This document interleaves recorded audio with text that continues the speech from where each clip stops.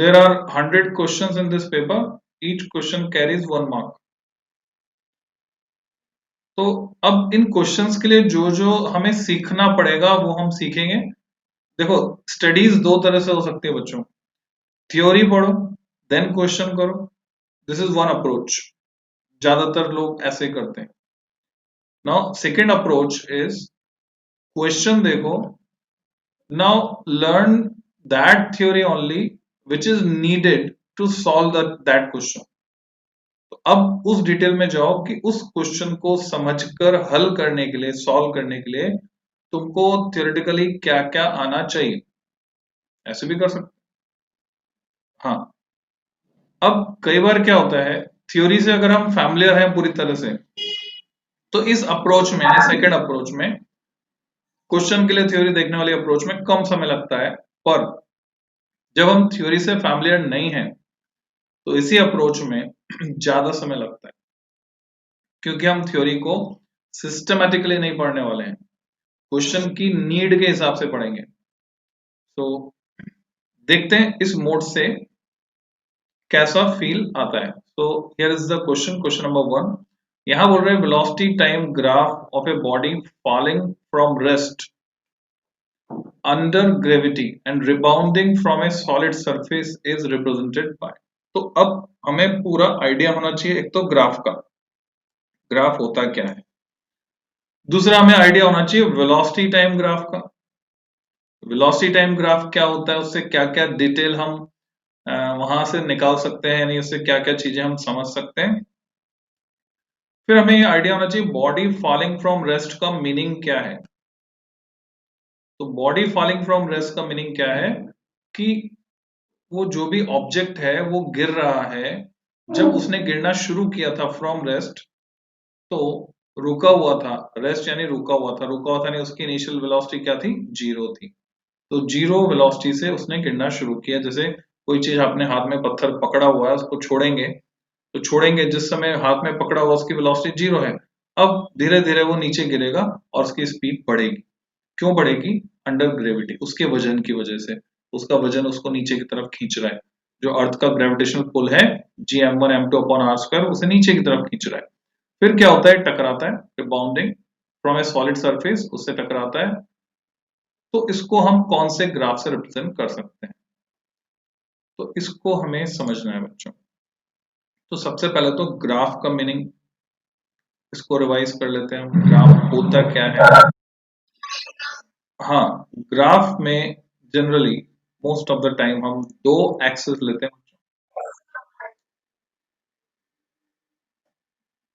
जो टर्मिनोलॉजी है कुछ बच्चों के लिए नहीं हो सकती है, तो उनको सीख लेनी है और बना लेना है, सब कुछ बनाना है ना। Graph, what is a graph, you have to write. हाँ बोलो बेटा।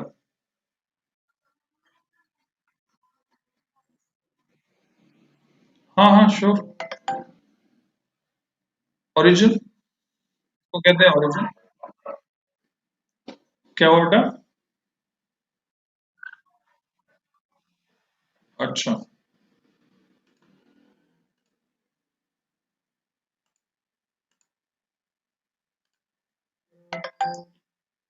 वेलकम ईशान, कैसे हो बेटा, कैसे हुए तुम्हारे एग्जाम।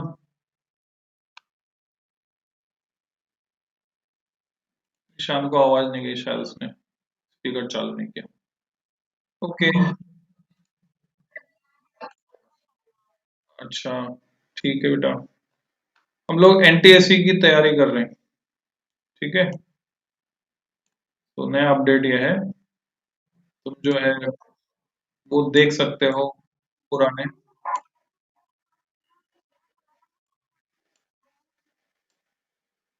हाँ बेटा।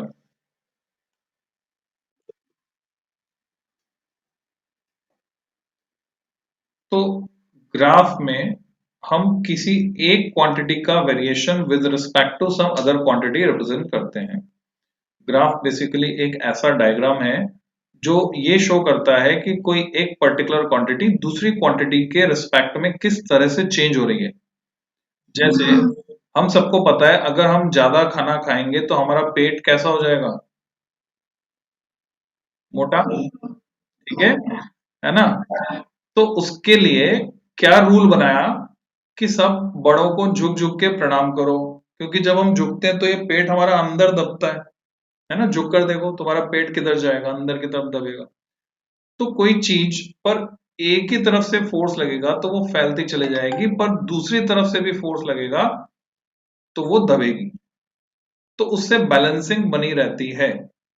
तो एक क्वांटिटी का वेरिएशन दूसरी क्वांटिटी के साथ। ओके,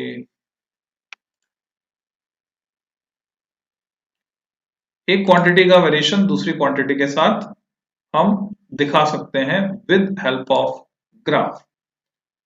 तो इन जनरल हम यहां पर इस एक्सिस को कहते हैं y एक्सिस, इसको कहते हैं x axis, and there are four quadrants. फिर कोई आया क्या? अच्छा, मोबाइल बज रहा है। There are four quadrants. कौन कौन से फोर क्वाड्रेंट्स? कई मोस्ट ऑफ द टाइम हम दो नहीं, एक ही क्वाड्रेंट यूज करते हैं। क्वाड्रेंट किसको बोलते हैं? क्वाड, क्वाड होता है चौथाई हिस्सा, वन फोर्थ पार्ट। तो बच्चों ये है एक्स डायरेक्शन, तो इसके अपोजिट जो दिशा होगी उसको बोलेंगे माइनस एक्स डायरेक्शन। ऊपर की तरफ है वाई डायरेक्शन। हाँ, क्या हुआ? Opposite direction. ठीक है, ईस्ट का वेस्ट उल्टा है, तो वेस्ट को मैं क्या कह सकता हूँ? माइनस ईस्ट कह सकता हूँ वेस्ट को। वाई का अपोजिट माइनस वाई, ऐसे हो गया।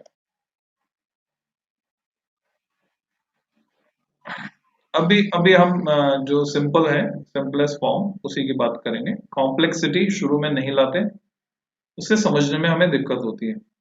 तो हम बहुत आसान बनाकर समझेंगे ना, चीजों को मुश्किल बनाकर भी समझा जा सकता है। जैसे मुझे नाक पर खुजली हुई, ऐसे खुजा सकता हूँ, ऐसे भी खुजा सकता हूँ मुश्किल बनाकर। तो आसान तरीके से चलें। अच्छा, तीसरा एक्सिस और यहाँ पे हम दिखा सकते हैं z, जिसकी जरूरत पड़ेगी तब दिखाएंगे, अभी हमें जरूरत नहीं है। अगर मैं z को दिखाऊंगा 2D में, 2D किसको बोलते हैं? ये पेपर का प्लेन। ये टू डायमेंशनल है। टू डायमेंशनल कैसे? इसमें लंबाई है और चौड़ाई है। ठीक है, जैसे कैरम बोर्ड पर जब गोटी चलती है तो वो इस पूरे प्लेन में चल सकती है, इधर जा सकती है, इधर इधर इधर, इस पूरे प्लेन में जा सकती है। तो उसमें क्या है? लंबाई है और उसमें चौड़ाई है। तो दो दिशाएं हैं, टू डायमेंशन। और अगर वो उछल भी सकती है जेड डायरेक्शन के अलोंग तो उसे बोलते 3D। ठीक है, ये तीसरा एक्सिस भी हम जरूरत पड़ने पर यूज करेंगे। इसको बोलते हैं बच्चों फर्स्ट क्वाड्रेंट, पहला चतुर्थांश। हिंदी में बोले तो क्या बोलते हैं? हिंदी में, हिंदी भी सीखनी है हमको। चतुर्थ, चतुर्थ बोलते हैं चौथे को, चतुर्थांश, अंश, चौथाई हिस्सा, चौथाई हिस्सा चतुर्थांश। फर्स्ट क्वाड्रेंट ये है, सेकंड क्वाड्रेंट ये है, थर्ड क्वाड्रेंट ये है, फोर्थ क्वाड्रेंट।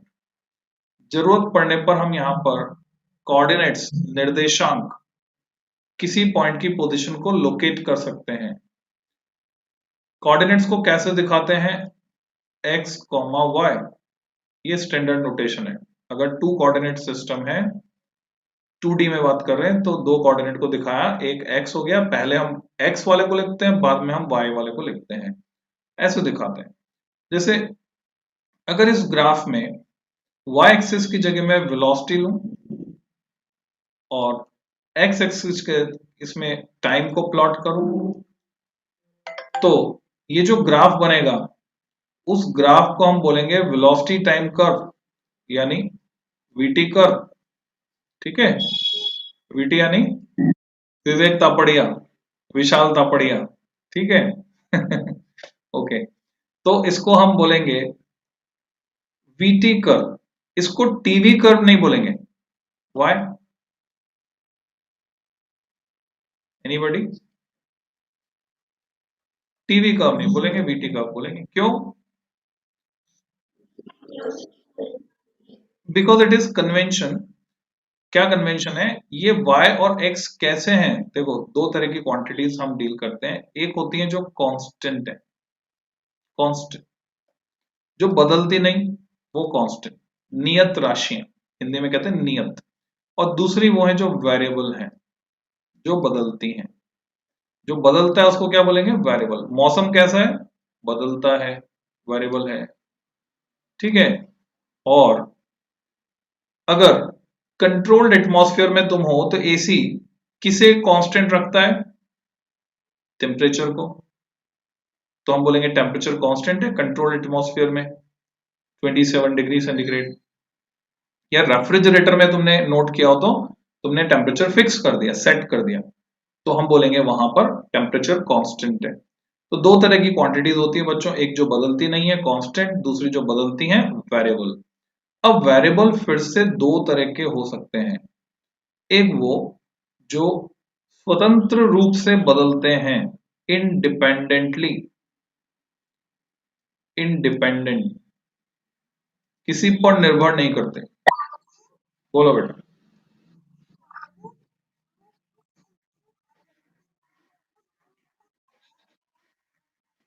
अच्छा, यहां नहीं दिख रहा बेटा, उसको बोलो वापस रिक्वेस्ट भेजे।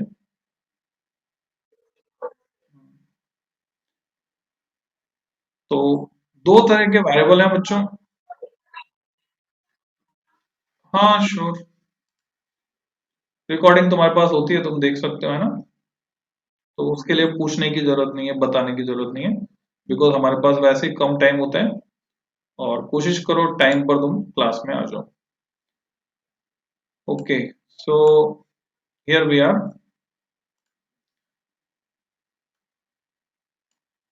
मैं बता रहा था वेरिएबल दो तरह के, एक जो इंडिपेंडेंटली वैरी करता है, जिस पे तुम्हारा कोई बस नहीं है, वश नहीं है, तुम उसको कंट्रोल नहीं कर सकते। हाँ बोलो बेटा। हाँ लिखना है ना, डिपेंडेंट। और दूसरा कैसा होता है वेरिएबल? डिपेंडेंट, जो डिपेंड करता है किसी पर, जनरली इस इंडिपेंडेंट वेरिएबल पर डिपेंड करता है। जैसे फॉर एग्जांपल, अगर मैंने ग्राफ खींचा वेलोसिटी टाइम कर्व, है ना, वेलोसिटी टाइम कर्व का मतलब ये फिक्स हो गया कि y एक्सिस पर मुझे टाइम नहीं लेना है, y एक्सिस पर मुझे क्या लेना है? वेलोसिटी लेना है, दिस इज कन्वेंशन। या हम ये बोले, हाँ, हाँ x एक्सिस पे टाइम लेना है। क्यों? उसका कारण यहां से समझ में आएगा। अच्छा, वेलोसिटी बदल सकती है, टाइम बदल सकता है, तो v और t कांस्टेंट है कि वेरिएबल है, ये बताओ। v और t जो बदल सकते हैं तो उनको हम कांस्टेंट कहें या उनको हम वेरिएबल कहें? Variable, very good. तो क्योंकि दोनों बदल सकते हैं तो v और t दोनों ही वेरिएबल हैं, जो बदल सकता है वो वेरिएबल, ठीक है। हिंदी में कहते हैं इसको, अगर वो हिंदी में समझना है तुमको, तो वेरिएबल को बोलते हैं चर। जानवर चरता चरता कहीं भी निकल सकता है, चर राशि, क्वांटिटी यानी राशि। और कांस्टेंट, अचर, जो अपनी जगह से हिल नहीं सकता, उसको कहते हैं अचर। जैसे पेड़ अपनी जगह से हिल नहीं सकते, चल फिर नहीं सकते, अचर। गाय भैंस कुत्ता कहीं भी जा सकते हैं, चर। ओके, तो ये दोनों ही कैसे हैं? वेरिएबल हैं, चर राशियां हैं, वेलोसिटी एंड टाइम। अब इसमें से तुम्हें पहचानना है कि तुम किसको कंट्रोल कर सकते हो, कौन डिपेंडेंट है कौन इंडिपेंडेंट है, या दोनों ही डिपेंडेंट है या दोनों ही इंडिपेंडेंट है। Can you gas?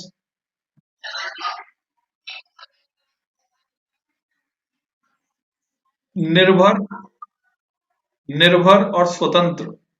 Independence day मनाते हैं ना हम, स्वतंत्रता दिवस, है। तुमने पिंजरे में से तोते को उड़ा दिया तो क्या कर दिया उसको? स्वतंत्र। और डिपेंडेंट, निर्भर, डिपेंडेंट जो किसी और पर निर्भर करता है। जैसे मान लो मैंने एक फंक्शन लिखा, फंक्शन किसको बोलते हैं? फंक्शन को हिंदी में बोलते हैं फलन। जैसे मैंने लिखा y है 2x के बराबर, ठीक है, लिख सकता हूं ऐसे y equal to 2x। y भी कोई वेरिएबल है और x भी कोई वेरिएबल है। अब देखो, हाँ बोलो बेटा। तो अपने आप नहीं हो पाता है क्या ये? जैसे एक बार को नहीं, एक बार पहले तो ऐसा हो जाता था ना कि वो अपने आप कोई भी आता था तो एडमिट हो जाता था। हाँ हाँ, युविका बोलो बेटा।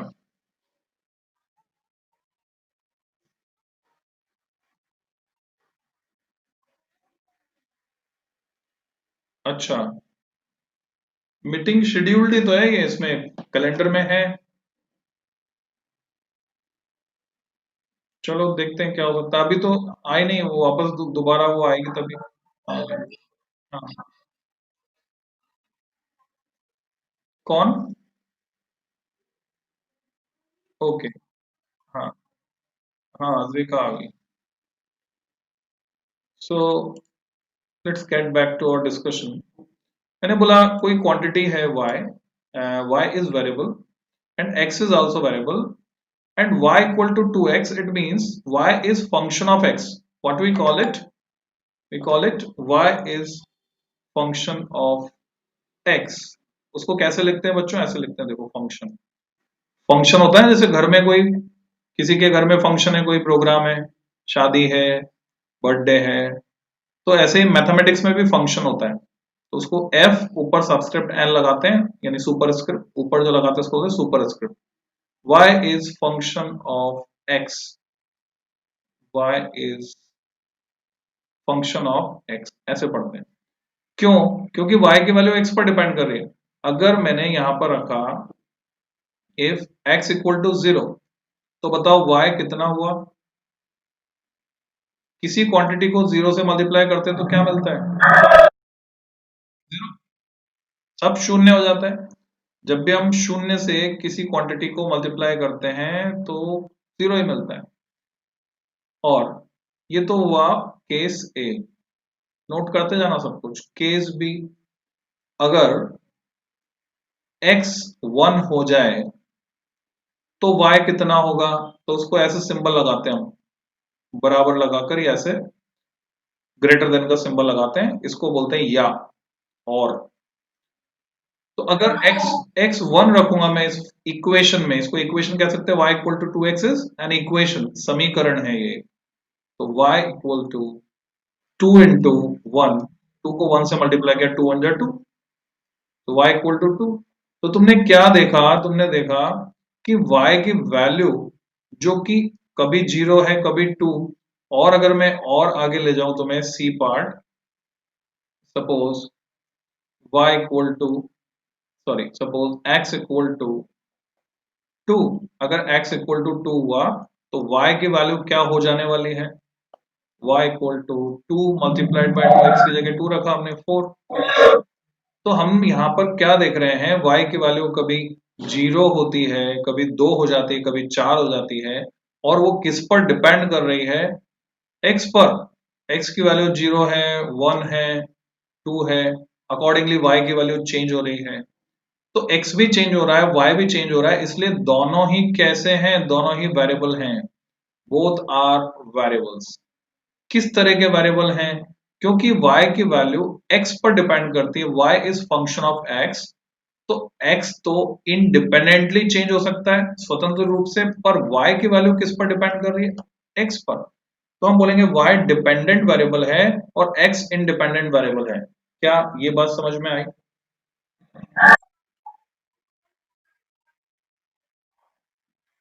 नहीं, अभी जो है उसकी बात कर रहे हैं। ठीक है, हम सिंपलिसिटी के साथ चलेंगे। सादा जीवन उच्च विचार, तब हमारे विचार ऊंचे जाएंगे। तो सिंपलिसिटी के साथ चलेंगे हम। अभी यहाँ दिख रहा है हमें क्या है, y इक्वल टू 2x है, तो हम क्या कह रहे हैं? y is function of x। y की वैल्यू x पर डिपेंड कर रही है। x इंडिपेंडेंटली वेरी कर सकता है, x की वैल्यू 0 हो सकती है, 1 हो सकती है, 2 हो सकती है, पर y की वैल्यू x की वैल्यू पर डिपेंड करेगी। अगर युविका परी के घर जाती है तो दिशा जाएगी। अगर दिशा ने ये सोचा है तो अब दिशा का डिसीजन युविका के डिसीजन पर डिपेंड करेगा, एंड वाइस वर्सा, उल्टा भी हो सकता है। ठीक है, तो हो सकता है y एक्स पर डिपेंड करे, पर यहां पर जो दिख रहा है हमको, टाइम इंडिपेंडेंटली वैरी करेगा। घड़ी को तुम रोक नहीं सकते, घड़ी चालू हो गई, घड़ी चल रही है। समय को रोक सकते हो तुम? तुमसे कहते हैं ना बड़े, बार बार ये तुम्हें समझाते हैं, बेटा समय जो चला गया वो वापस नहीं आएगा, समय मत बिगाड़ो।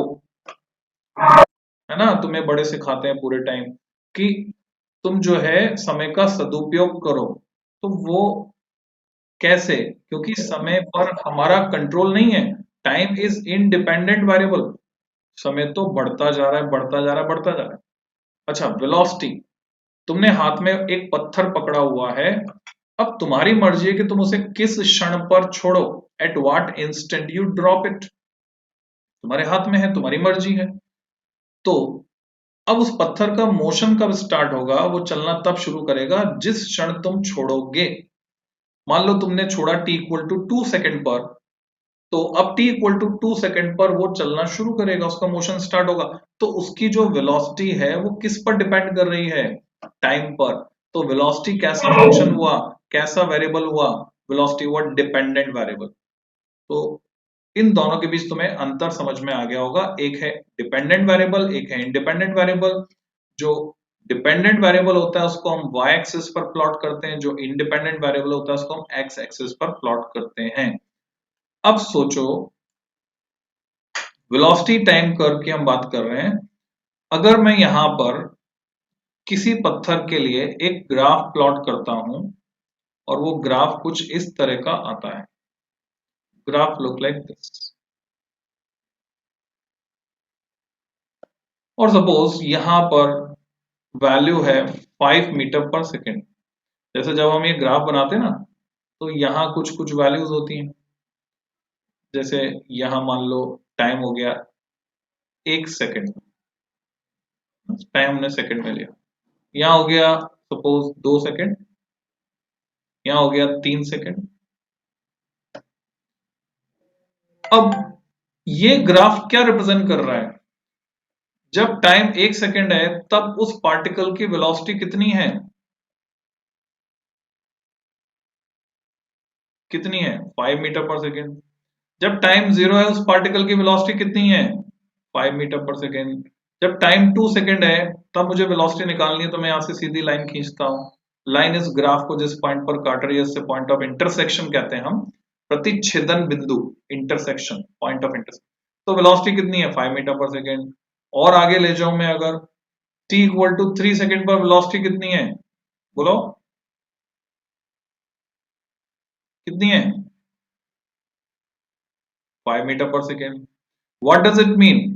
पूरे टाइम कांस्टेंट वेलोसिटी से चल रहा है। पार्टिकल ए पूरे टाइम कांस्टेंट वेलोसिटी से चल रहा है, अगर उसके लिए ग्राफ ऐसा है जो कि ए से रिप्रेजेंट कर रहे हो। वेलोसिटी टाइम ग्राफ अगर इस तरह का दिखता है तो पूरे टाइम कांस्टेंट वेलोसिटी से चल रहा है। अब सोचो, किसी ऑब्जेक्ट को अगर तुमने छोड़ा है रेस्ट से, जीरो से छोड़ा है, ठीक है, तो उसका ग्राफ ऐसा हो सकता है क्या? जो नीचे की तरफ गिर रहा है उसकी वेलोसिटी बढ़ रही है, तो वेलोसिटी बढ़ता हुआ ग्राफ अगर हमें बनाना है तो क्या ग्राफ ए उसको मैच करता है या मिसमैच करता है? हाँ, ग्राफ ए ये नहीं बता रहा कि टाइम के साथ वेलोसिटी बढ़ रही है, इसलिए ऐसा ग्राफ नहीं हो सकता। और इंटरप्रेट करना सीखते हैं हम ग्राफ्स को बच्चों, फिर अपने एग्जैक्ट क्वेश्चन पे चलेंगे, उसे सॉल्व करेंगे। Again this is velocity, here is time. Suppose किसी ऑब्जेक्ट के लिए हमने ग्राफ प्लॉट किया, and graph look like this.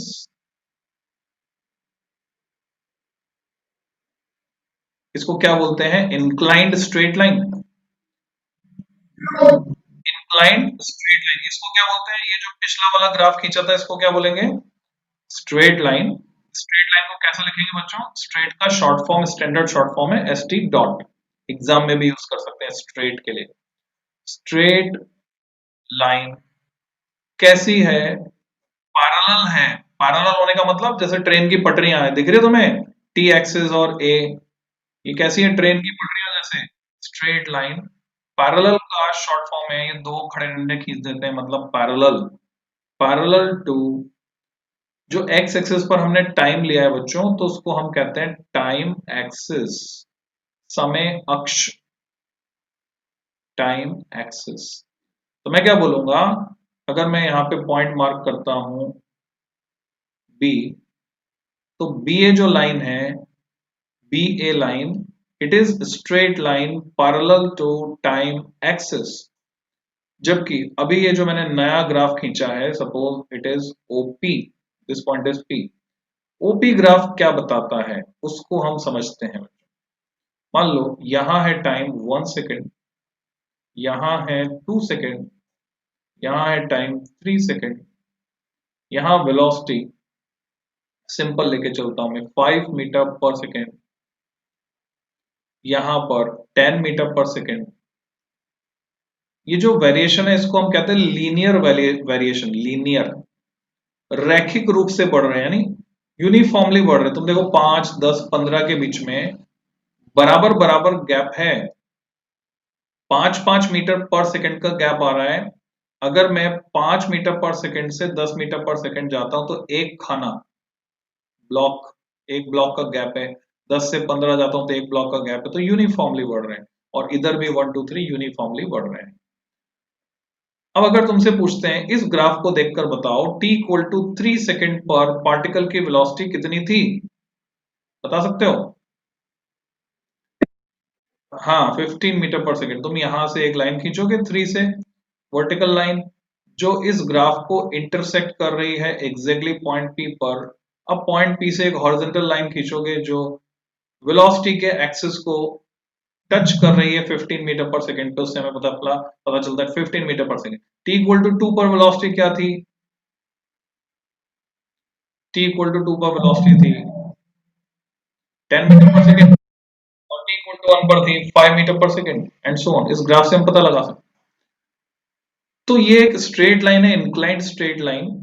अगर मैं यहां पर एक एंगल बनाता हूं बच्चों, थीटा, एंगल को किससे रिप्रेजेंट करते हैं, here is the symbol, well known symbol for angle, it is called theta. मर गया चींटा, तो चींटा नहीं, थीटा, THE, थीटा, थीटा। तो ये एंगल है थीटा। और थोड़ी सी टिग्नोमेट्री जो बहुत आसान है, तुम ऐसा मत सोचना कि तुम छोटी क्लास में हो तुम्हें समझ में नहीं आएगा, ऐसा कुछ नहीं है। बस एक्सेप्टेंस देना अगर तुम्हें आता है, चीजों को मानना आता है, तो तुम सब कुछ समझ सकते हो। तुम्हारा दिमाग जो है सुपरमैन से भी तेज चलेगा। क्या सुपरमैन के पास दिमाग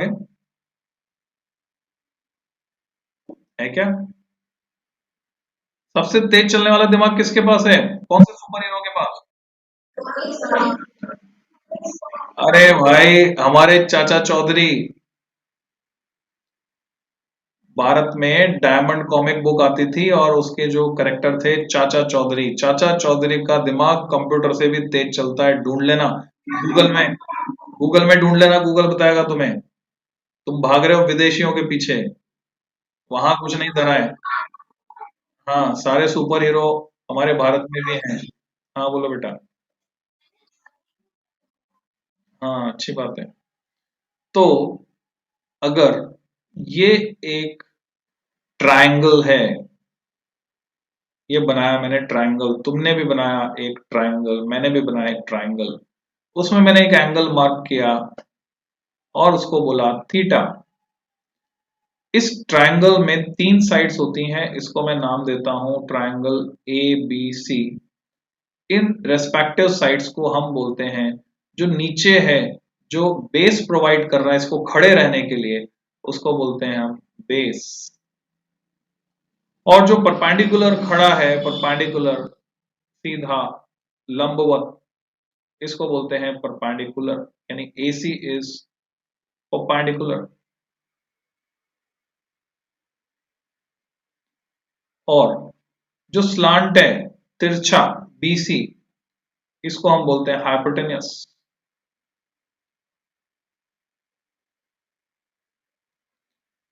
तो ये तीन साइड आइडेंटिफाई हुई इस ट्रायंगल में, बेस, परपेंडिकुलर एंड हाइपोटेनियस। हाँ बोलो बेटा।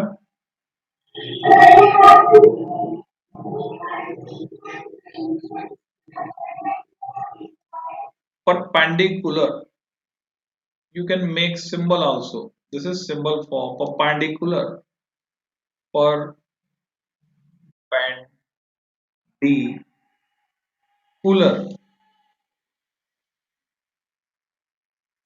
किसी ने COOLER कूलर लिख दिया हो तो वो वाला कूलर नहीं है ना, ठंडा कर देगा, अभी वैसे ही ठंड है।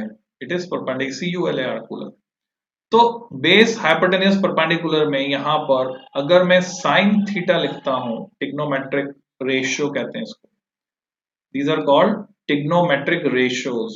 तुम साइड में लिखना चाहो तो लिख सकते हो, नहीं लिखोगे तो भी चलेगा बच्चों, और फिर भी लिखना चाहते हो तो सबसे पहले तो नाम ट्रिग्नोमेट्री, उसकी spelling trigonometry, and these are trigonometric ratios.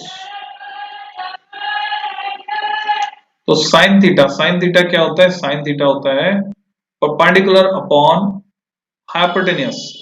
Perpendicular को मैं P से दिखा रहा हूं, हाइपोटेनियस को S से दिखा रहा हूं। Cos theta perpendicular upon base, base को मैं दिखा रहा हूं B से, एंड टेन थीटा इज, ये मैंने गलत लिख दिया कॉस थीटा, इसको मैं सही कर देता हूं बच्चों। cos theta is perpendicular upon hypotenuse and tan theta is perpendicular upon base. Now come back to this graph. ये ग्राफ ये बता रहा है कि v t के प्रोपोर्शनल है, जैसे जैसे टाइम बढ़ता है वेलोसिटी बढ़ती है प्रोपोर्शनल, कांस्टेंट रेट पर बढ़ती है। अब ये रेट क्या होती है वो भी हम समझेंगे, दर, बढ़ने की दर। जैसे एक केला 1 रुपए का आता है, तो ये क्या हुई? दर हुई प्रति केला। कितनी कॉस्ट है? 1 रुपया। तो 10 केले कितने के आएंगे? दर पता है तो हम पता कर सकते। वापस क्वेश्चन पे चलते हैं और थोड़ा सा अनुमान लगाकर आज की क्लास को खत्म करते हैं। वेलोसिटी टाइम ग्राफ है body falling from rest under gravity. बच्चों ये ग्राफ क्या बता रहा है? ग्राफ बता रहा है वेलोसिटी जो है नेगेटिव में भी है उसकी, नेगेटिव में कब होगी? वो टकरा कर उसकी डायरेक्शन चेंज हो रही है, डायरेक्शन चेंज होने पर नेगेटिव हो जाता है। ये बता रहा है शुरू में नेगेटिव में है। तो ये दोनों ग्राफ आधे अधूरे हवा में लटके हुए हैं, जबकि ये जो ग्राफ है 3 और 4, ये कहां से शुरू हो रहे हैं? दोनों ओरिजिन से शुरू हो रहे हैं। ठीक है, ओरिजिन से शुरू हो रहे हैं। What does it mean? देखो, मुझे इस ग्राफ में मॉडिफिकेशन करना है, मतलब इसको समझाना है, तो मैं क्या करता हूं, यहां से इनको हम कट करते हैं और इनको ले आते हैं अपने बोर्ड पर।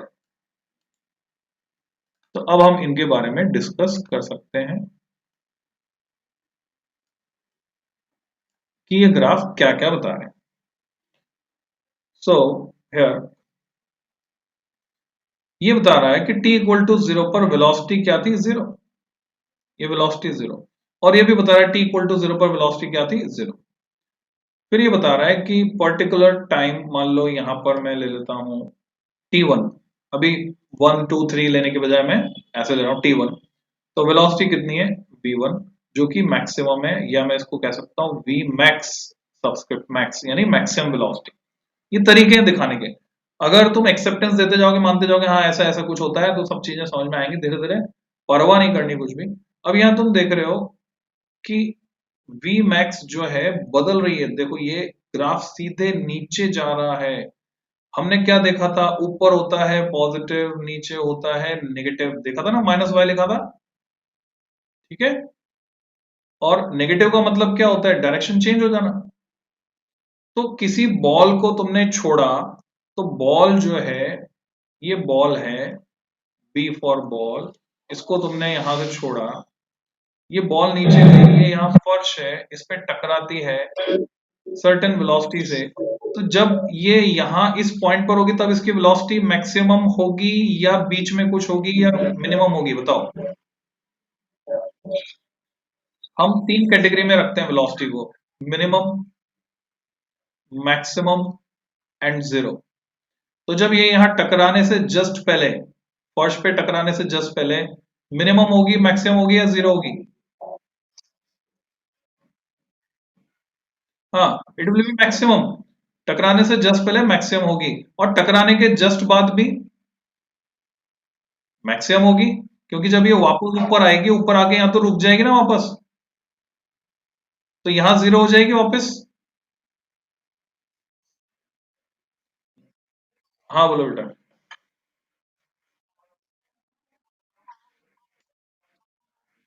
हाँ वो मैं पहले भी कह चुका हूँ, जिसको जाना है वो जाओ, है ना। कभी कभी कोई क्वेश्चन ऐसा अटक गया तो थोड़ा सा लेट हो। देखो ये बॉल यहां से गिराई मैंने, गिराई, गिराई यानी छोड़ी, तो v कितना था, जीरो था। ये जब यहां जस्ट टकराने वाली है, टकराने से जस्ट पहले मैं कहता हूं v will be maximum, v equal to V max, क्योंकि टकराने से पहले सबसे ज्यादा वेलोसिटी गेन कर ली होगी इसने। फिर अब ये यहां से टकराने के बाद वापस उछलेगी ऊपर की तरफ, जैसे बॉल के साथ होता है, तो उछलेगी, टकराने के बाद भी v क्या होगा, v मैक्स, पर डायरेक्शन अपोजिट हो जाएगी, क्योंकि मैंने नीचे की डायरेक्शन को अगर पॉजिटिव लिया है तो ऊपर की डायरेक्शन को मैं नेगेटिव लूंगा, उल्टा। ऐसा कर सकता हूं मैं, है ना, डायरेक्शन रिवर्स भी कर सकते हैं। तो ग्राफ में कैसे दिखाएंगे, अच्छा, जब टॉप मोस्ट वापस यहां तक पहुंचेगी, अगर एनर्जी का कुछ भी लॉस नहीं हुआ तो यहाँ पे वेलोसिटी वापस जीरो हो जाएगी। तो अगर मैं जो कह रहा हूं तुम्हें समझ में आया तो सोच के बताओ, ग्राफ 3 सही होगा या ग्राफ 4 सही होगा?